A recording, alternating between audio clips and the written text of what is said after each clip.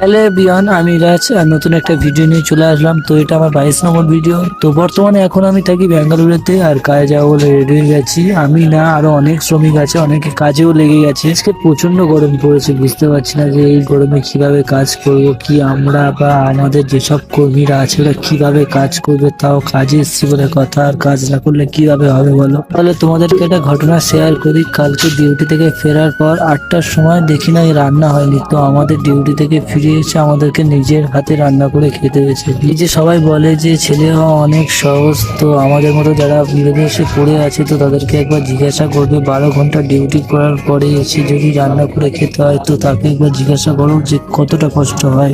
সে যাই হোক, ছেলেদের সবকিছু মানিয়ে নিয়ে হাসি মুখে থাকার নামে জীবন। আর এদিকে আমি, যেহেতু আমি সবসময় প্লাস্টারের কাজ করি, আর এদিকে প্লাস্টারের বাড়ি নিয়ে চলে এসেছি। আর এই যে জায়গাটা দেখতে পাচ্ছ, এটাই আজকে প্লাস্টার হবে আর শুরু হয়ে গেছে। তো ছোট একটা গল্প তোমাদের শেয়ার করলাম, ভিডিওটা ভালো লাগলে ফলো।